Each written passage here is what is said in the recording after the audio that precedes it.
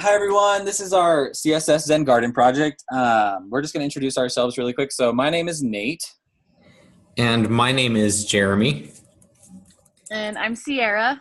And our theme for our website design that we did was hexagons. We wanted to incorporate them in different ways. So like our header is, and our foot, well, I guess we don't have the footer anymore. Our header is a half a hexagon, and then we have hexagons throughout the page. So the other headers for the main titles are hexagons, and the titles of the other designs are little hexagons that change colors. I think one of a big issue was figuring out the design of the little hexagons. We messed around with them. I guess I messed around with multiple different ways of doing it.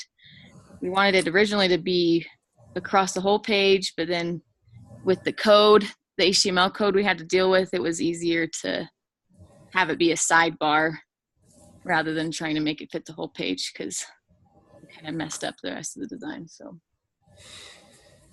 Perfect. So, and then most of the beginning of the project, I started working on the hexagons, and Sierra and I kind of tag teamed that, and they were kind of lopsided and really trying to figure out how to use just Sass without editing the HTML. But Sierra ended up figuring out how to make them all aligned and make them an actual shape. And the main thing that I worked on was the responsiveness of the headers for each paragraph. And so it took us a while to figure out how to be able to make them resize depending on the screen size.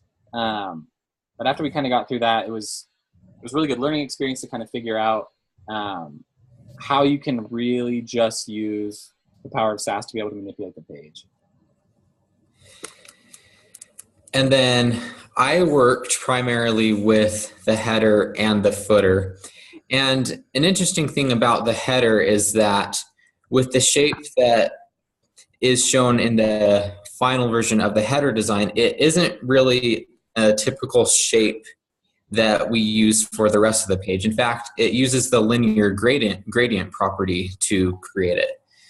And with the footer, we ultimately decided to keep it just a plain text footer. We were originally going to have a shape, and we ultimately decided that it felt better to just keep it with just the links only in our footer.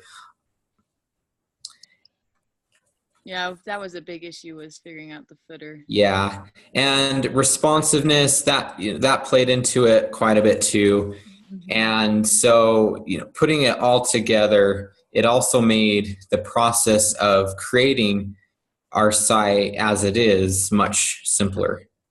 I think my favorite part was it all coming together and being done.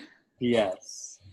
I think, too, one of my favorite parts was realizing how much you can actually do with just CSS and Sass without editing the HTML. I've never done a project quite like this.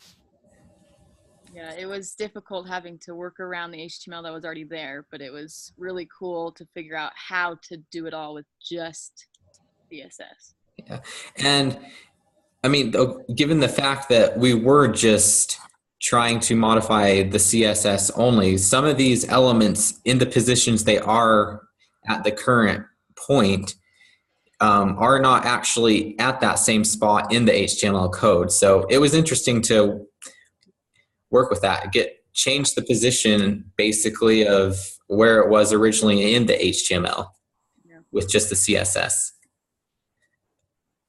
Yeah.